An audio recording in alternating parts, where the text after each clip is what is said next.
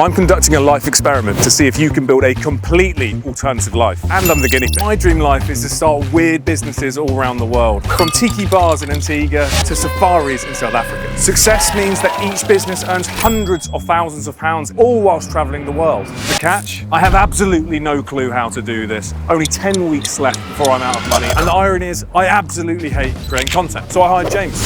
Alright, mate! You may recognise him from the Hardest Geezers Project Africa team. So is this alternative life even possible? Can you make loads of money whilst also travelling the world? Let's find out. Ow! In this episode, week 3 of trying to generate £10,000 for our tech app Udo commences. I enter negotiations over a brand deal collaboration, and we bring in professional help to start a new ad campaign for Udo. Vamos!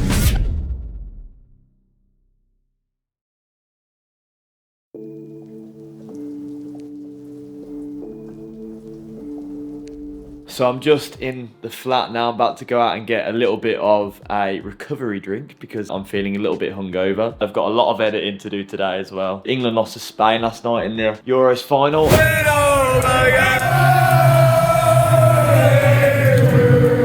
I'm very sad about, and Joey clearly very sad about it too, because he has gone out. He needs a little bit of alone time, which is fair enough. But honestly, I'm actually quite happy that the Euros is over because I think productivity-wise, it's going to get only better from here. Unfortunately, James was correct. I was left hungover and frustrated by England's Euro final defeat. However, I found myself motivated to use the newfound steam as a tool to power my dreams. My business partner Ross and I joined forces to strategize how we go about getting more people to know about our app Udo. So we had a video call with my mate Brad, who specialises in paid advertisements. What do you want to run through? Do we run through the campaign, the setup, and kind of like what the results are so far? Basically, the goal for the call is that Ross and I leave here with a view of what our expectations should be, and you leave here with our expectations of the campaigns and the performance and etc, etc. So basically it's a clarity call, so that when Ross looks at the data, he's not going like, what the hell's going on? You aren't on the receiving end of direction and instruction when you actually have a plan. Does that make sense? Yeah, makes complete sense. So the way this is currently set up at the minute, we've got 4 different campaigns now, so I made an amendment. The Udo all houses all of this stuff within here. The reason why I did this is because the other campaigns took a little bit longer to start spending. So with Google, typically what happens is it takes a while to learn who to show ads to. So this one here is just a renamed one of the 2023 campaigns, but it has loads of new ads within it. When you launch a brand new campaign, it takes a while for it to start spending, which is why I decided to switch this one back on and chuck in some new ads, because it's already got historical data within the account in the interest of trying to get some money being spent, basically. So obviously this is how much we spent so far. So it's only spent at £18, so minimal amount. This is the total conversion. So that consists of both installs as well as people that have bought something within the app, essentially. So you've had 26 installs, so this is that column here, and you've had one person actually buy something. So you had one person spend £32.54. You need to drive as many of these installs as possible, get people trying the app, and then once they've tried it, the chance of them purchasing further down the line is more likely, right? It's very rare that someone will sort of see a product and buy straight away. They say like 3% of people within a market are actually ready to buy straight away. So running an ad and expecting people to spend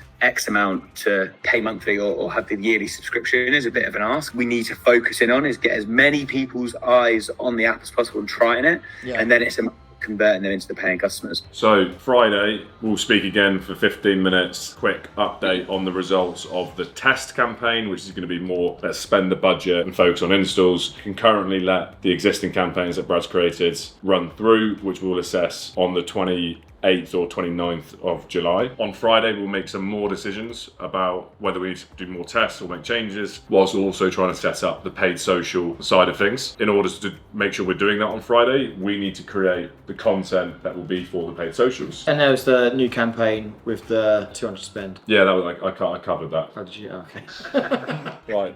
Thank you, Bradley. Awesome, mate. Thanks, No Bradley. problem. Cheers, Brad. Bye. Do you feel okay, Ross? I do. As soon as that volume's traffic, me. As soon as that volume install changes, the money will get spent, and then immediately start seeing more transactions and more traffic, more activity. That makes me happy. I don't want to talk about any results until Friday, until there's time for it to have worked. It's a complete distraction for us to worry about the results whilst it's going on until the end of phase 1, which is Friday. The other ads, we're not going to look at them until the end of July, because it takes 2 weeks, Brad says, for the algorithm to warm up and fully understand where we should be targeting it and then spend appropriately. On that set, we shouldn't be looking and worrying about the data. Okay. Because this is a 3-month goal, not just a 1-month goal. Sure. Yeah? Yeah. So don't mess with me. I think the ad to target is wrong. Why is nobody? No. And as you'll be able to tell, I'm a bit fiery following England's loss, and I'm channeling my anger into business. Your anger is a gift. My anger is a gift, hopefully. Riding the momentum of my raw anger, I checked off another task by booking mine and James's accommodation for our next project, where we'll be attempting to set up a tiki bar in Antigua. Can you show me our place in Antigua, Joey? So it's on the beach, mate. Oh. This is tasty. With tennis court, This is great. Do I have a double or single bed? double. Oh, leveling up. We're leveling up without the income. This is actually less expensive than getting an Airbnb, which I couldn't really believe. It's in Jolly Harbour, which is where the bar might be. The existing tiki bar is here. Our bar could be here, or it could be here in English Harbour. English Harbour would be the perfect location because it has huge amount of footfall and tourist traffic. Up here would be the second best location because the cruise ships come in and dock in St John's, so very quick for them to have like a high flow of customers. But this one theoretically could get that traffic as well. It's a beautiful place to be. After a slow start to the day, it was saved by a productive afternoon for the team, which teed us up nicely to hit the ground running the following day.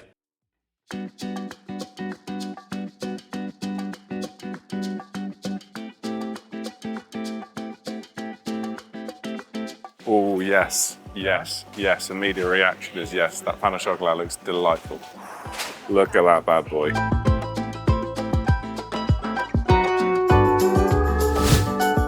Joey Speed, Pan of Chocolate, episode 3.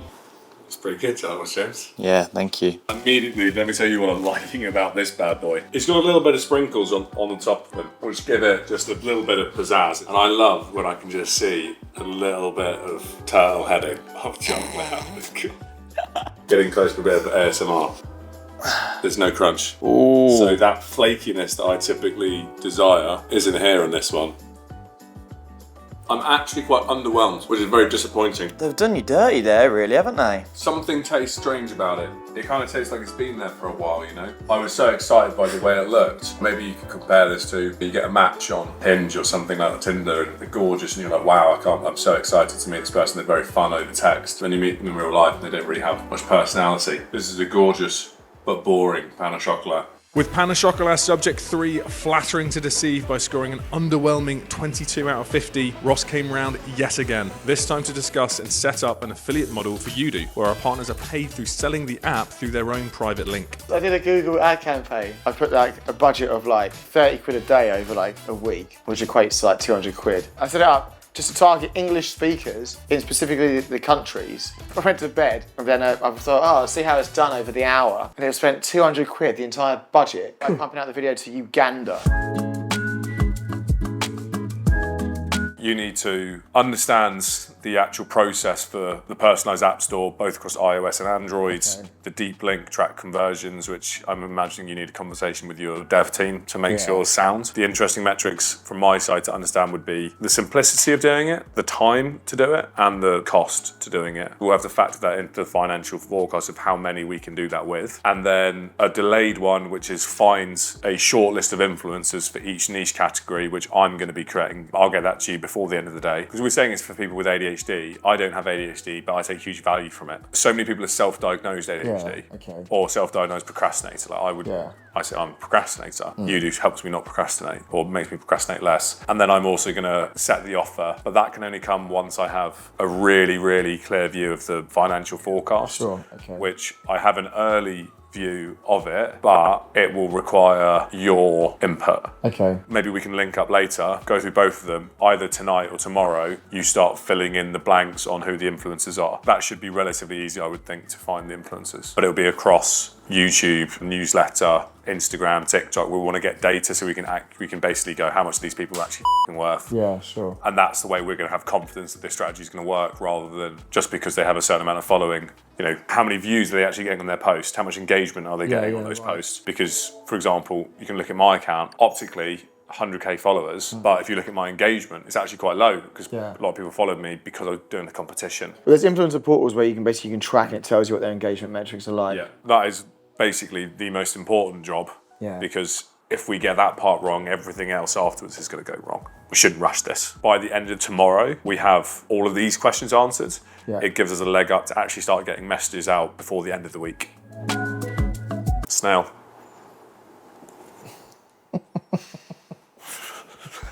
Subsequent to outwitting Ross, I firstly had a sales call with a potential partner for the next series in Antigua, and I finished the day off by having a call with Louis, who I've been coaching for the past 6 months to start his own business. A productive day for you, a good day? Yeah, I got lots done today. Oh, wow. Message of affirmation. You're smashing it. Keep it up. Did the influencer strategy with Ross. Had the really good sales call with a potential partner for the next series. Following that, got them the proposal out that they needed, which I hadn't actually forecast to do, so I've made some time. I then found out the 7 niches that we're going to be targeting for the influencer model tomorrow. There's a task to find the people that could be part of it. Then I did the Tiki Bar project plan for us of exactly what we're going to be doing each day. Did the fellow founder sales call with my outsourced sales partner. Can you describe fellow founder very quickly? Yeah, so fellow founders essentially focuses on solopreneurs and looks to tackle the problem of isolation. So one of the hardest things about being an entrepreneur is that you are alone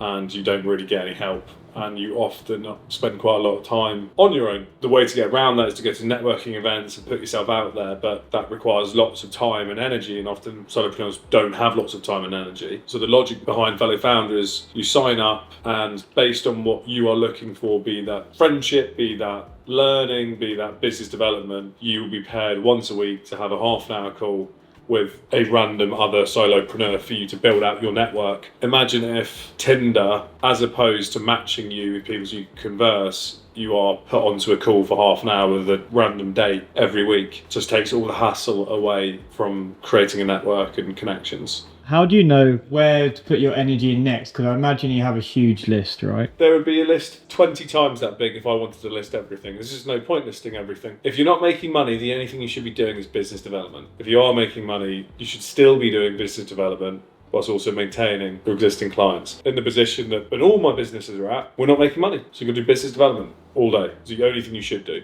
If you're investing in products, in most cases it's completely unnecessary because nobody gives a f*** about your products if they don't know who you are. At this stage, it's actually quite easy for me now to make decisions of what I do, because until I'm making money, I should only be doing business development.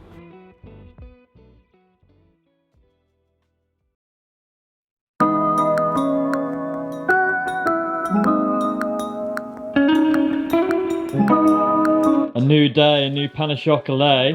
Oh yeah, it's got that flaky factor.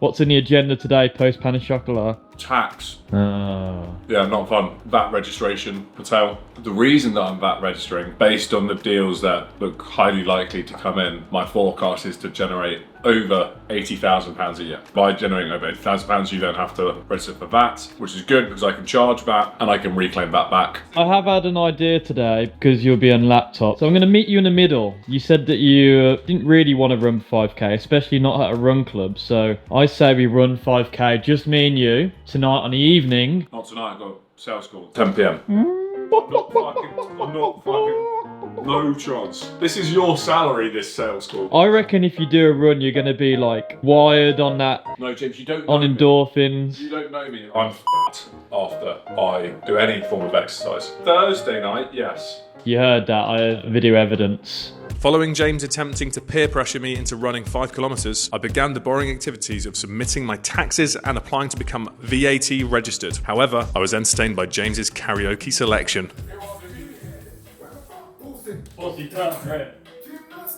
No, of course he did. After I caught James doing his best M.R impersonation, we had a few words, and you'll be pleased to hear that he'll never be doing that again. Following this, I had yet another sales call, this time late in the evening with a different company about a completely bespoke series collaboration for a project in the future. You just had a late sales call? 10 p.m. sales call. It was another fantastic sales call. I can't say how much I love good sales calls. Why do you think you're good at sales calls? Because I'm interested in finding if there's a good deal for both parties. I'm never trying to screw anyone. I ask questions that make me understand whether I can help them. You mentioned that a small percentage drive the majority of the growth, like the classic 80-20 kind of rule. What kind of numbers are you talking in terms of those your top partners? And what are the kind of campaigns that you guys are co-branding, co-doing that are having the greatest level of success? Who actually are the consumers, the buyers of the product? What are the metrics you, as a business, you're strategically targeting? Is it taking clients away from your competitors? What are the things that you want to educate potential users on the most? And then when I feel like I can help them, I get all this feeling of excitement. I'm like, there's a really good deal here, because what they're looking for, I think I can offer. I can then start quizzing them whether they can give me what I want. I think to other people, they like my calls because I show 80% of interest is in them, not in me. So they start to like me because I'm not talking about me. I only started talking about me in the last 5 minutes. With this one, it was about understanding what the metrics they care about, what are their strategic objectives. 20% of their clients, and the bulk of them are within the space that I operate. So that was like, cool, I can help them. And if I can't help them, I tell them I can't help them, because I don't want to have a deal where I'm not going to offer any value, and I don't want lots of deals. I want a small volume of great partners that give me stability and security so I can do this project and then actually build alternative revenue streams. And I think they can tell I get excited. I think it comes across quite clearly. Do you have any kind of strategy or system where like you'll start the call listening deliberately? Never start the call with anything other than finding the common point of connection. No way. I lived in Medellin for the last 9 months. So do you dance? Yeah, that was my favourite thing that I started to learn when I went out there, was dance, because I'm a classic 2 left feet Brit with no skill, no flamboyance. What was it that brought you to Medellin in the first place then? I won't move on to business until I've found a common point of connection. It's what makes me feel comfortable on a call, get a sense of, am I going to get on with this person, especially with what we're doing. For you, the common point of connection was Josh Harlow, the guy I lived with at uni, that you knew from Birmingham. For the first 3 minutes we spoke about Josh, didn't we? We spent the next 25 minutes talking about your experience in Harlow's Geezer, so that I could understand what was great about it, what wasn't so great. And I was asking these questions because I was assessing, am I a fit with this guy? And as soon as it felt like I was a fit, then I'm happy to talk about myself. So I'd had 2 conversations prior to speaking with you, and both the people I spoke with, maybe I shouldn't say this. This is good feedback though, isn't it? None of them challenged me. I said, like, this is what I want, and they all were like, yeah. And I don't trust people that say yes. I've been let down so many times, people that just said yes. And I respond very well to no, because it shows that they're actually thinking about it and they have some credibility and expertise. And you said, no, that wouldn't be possible. You'd need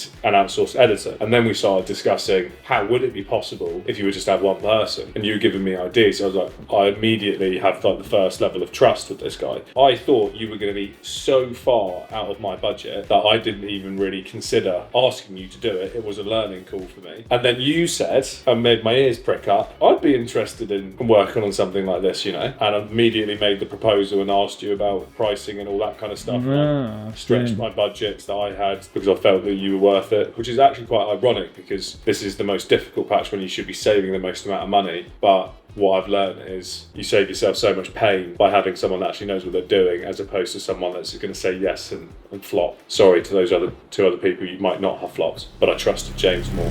In the next episode, I digest possibly the best pan au chocolat subject so far, I undergo a meltdown that could rival Chernobyl, and I have my first board meeting with the equity winner from my Instagram competition.